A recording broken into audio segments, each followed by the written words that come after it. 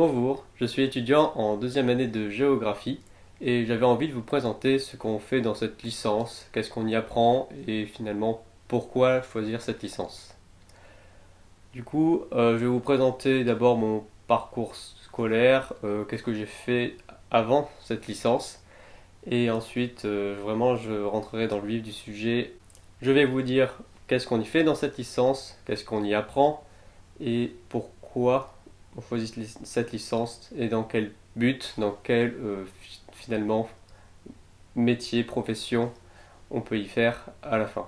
Donc au début, j'ai fait un bac S, l'ancien bac finalement, et j'avais aimé la géographie au lycée, mais c'était pas non plus ce qui m'intéressait le plus. J'étais quand même assez scientifique, je posais surtout finalement les maths, physique et l'SVT.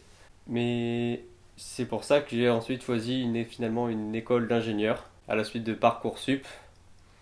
Mais cette année ne m'a pas plu du tout en école d'ingénieur et je me suis donc réorienté. Et j'ai choisi la licence de géographie parce que ce qui m'intéressait c'était finalement l'aménagement du territoire et donc comment gérer un territoire, une ville, un espace. C'était déjà mon but en école d'ingénieur, parce que j'avais intégré Polytech, peut-être que vous connaissez. Et en troisième année, j'avais le but d'intégrer le parcours aménagement du territoire et environnement de cette école. Mais finalement, ça ne m'a pas plu cette première année et je n'avais pas les résultats suffisants. Donc j'ai emprunté finalement une autre branche pour accéder à un même métier, profession. Je me suis donc réinscrit sur Parcoursup et postulé à la licence Géographie et Aménagement de Nice. Alors je crois que c'est quasiment le cas pour toutes les licences, mais il n'y a pas de sélection.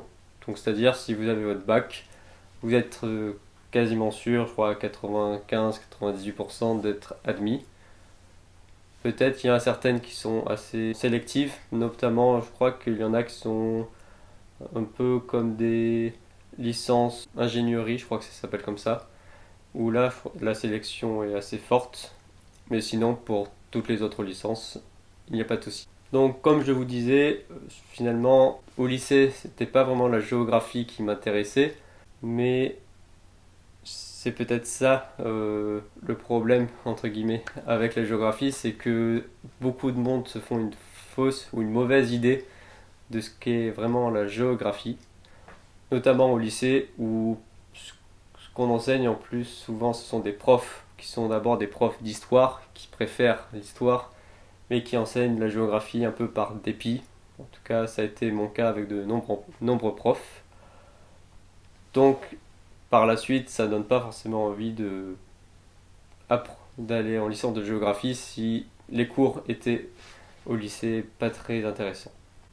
Je suis donc rentré en première année de la licence Géographie et Aménagement de Nice. Mon premier semestre était très intéressant. Ce n'est pas été finalement le plus intéressant par la suite, mais déjà lorsque j'étais moi-même au premier semestre de première année, ça me plaisait déjà beaucoup. On avait des cours finalement de sciences environnementales par exemple, une matière très importante où qu'est-ce que vraiment la géographie. D'autres matières comme par exemple commentaires de cartes où justement on apprend à lire des cartes, quelles sont la toponymie d'un lieu, les courbes de niveau, etc., etc. Des cours de géographie humaine sur les migrations, les transports et bien d'autres choses encore. Mais aussi, notamment au deuxième semestre, où cela m'a encore plus plu, parce que j'ai quand même un profil assez scientifique, où on avait des cours de cartographie, de statistique, de climatologie ou encore de biogéographie. Et finalement, c'est vraiment ces matières-là, dans le domaine plutôt scientifique de la géographie, qui m'ont plu. Parce que la géographie est principalement composée de deux branches, la géographie physique, scientifique, et la géographie humaine, avec un troisième axe qu'on pourrait dire que sont les outils de la géographie, avec par exemple la cartographie, les SIG, etc., etc. La licence de géographie est vraiment une licence qui est assez pluridisciplinaire. Donc on peut avoir autant des matières vraiment scientifiques, avec des sciences qu'on pourrait dire presque sciences dures, ou à l'inverse, des matières qui sont plus de l'ordre finalement de la sociologie. Et ce qui est bien finalement dans cette licence, c'est qu'on peut avoir des profils d'élèves qui sont plutôt, dans mon cas, scientifiques, physiques, ou à l'inverse, d'autres camarades qui sont plus attirés par le social, qu'est la géographie, parce que la géographie est une science sociale. Après avoir validé cette première année avec mention bien, j'intègre donc la deuxième année. Et c'est finalement dans la continuité de la première, avec tout de même un approfondissement dans certaines matières. Parfois, il y a un petit peu les mêmes matières qu'en première année, mais cela reste rare. Mais on va beaucoup plus en détail. Et c'est justement ce qui est plus intéressant. Les profs nous disent eux-mêmes, ils gardent les cours de deuxième et troisième année les plus intéressants, parce qu'ils savent très bien que, comme dans toutes les licences, il y a quasiment la moitié des élèves qui quittent la licence au bout de la première année. C'est pourquoi ils gardent les cours les plus intéressants pour la deuxième et troisième année de licence. Ma deuxième année de géographie sera donc un petit peu comme la première, avec d'un côté des cours assez scientifiques physiques et des cours plutôt axés sur la géographie humaine. Pour ce qui est des matières de la géographie physique, on pourrait donc citer la climatologie, la géomorphologie, l'hydrologie, la biogéographie ou encore la gestion des sols. Pour ce qui est de la géographie humaine, on pourrait se rapprocher de la sociologie, de la politique, de la géopolitique, des questions plutôt sur l'environnement urbain ou rural, ou les questions sur les transports, ou encore les migrations et l'économie. Quand on rentre dans la licence de géographie, c'est pour accéder à une multitude de possibilités, alors qui malheureusement ne sont pas reconnues, alors juste titre je dirais, mais du fait que cette matière est assez pluridisciplinaire, on peut très bien autant accéder à des masters plutôt qui sont axés sur la sociologie, ou encore des masters liés à la gestion des risques, par exemple.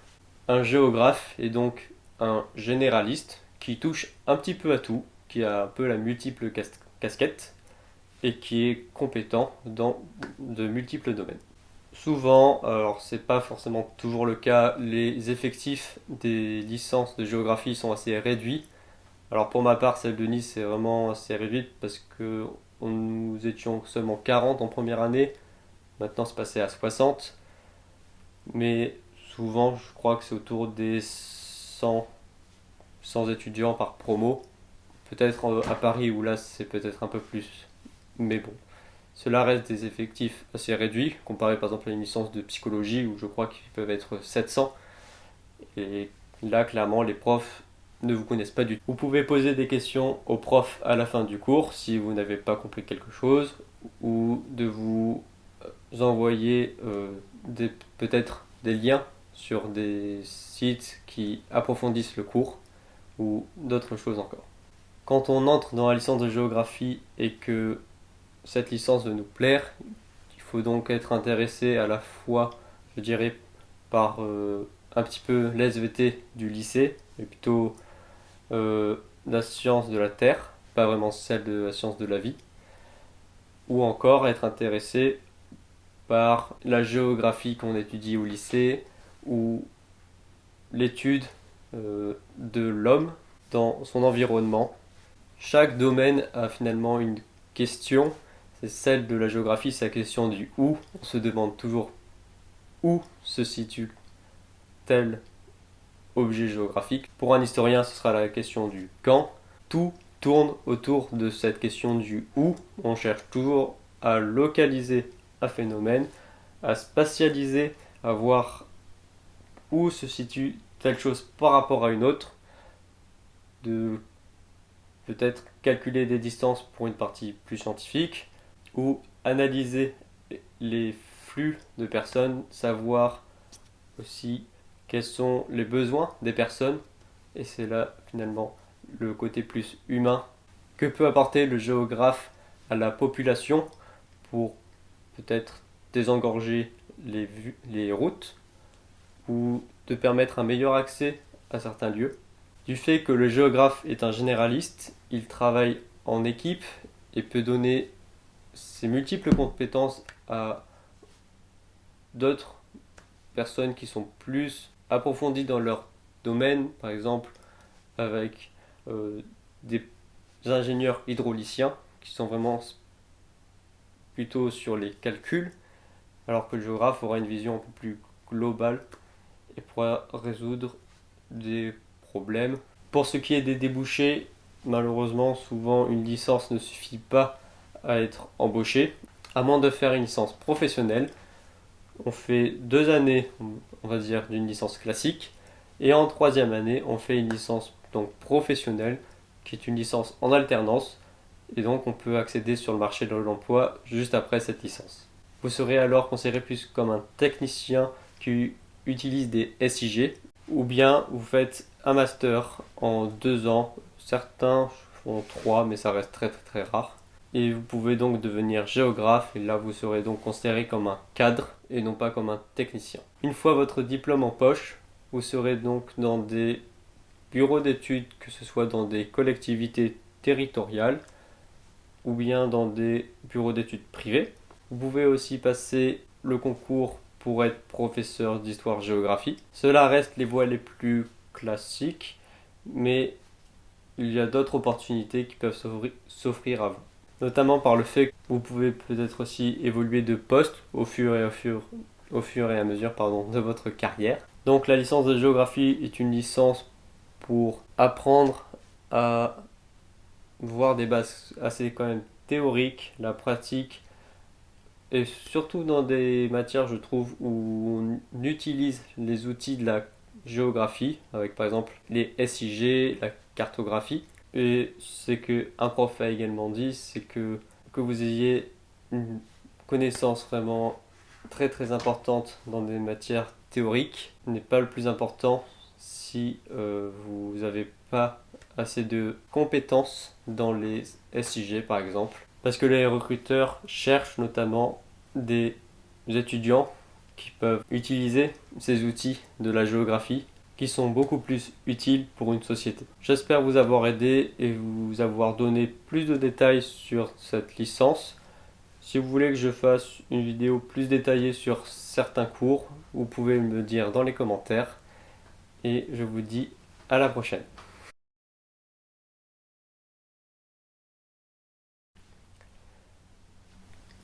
C'est pas mal. Une fois admis à la licence de géographie, je ne sais pas ce que je dis.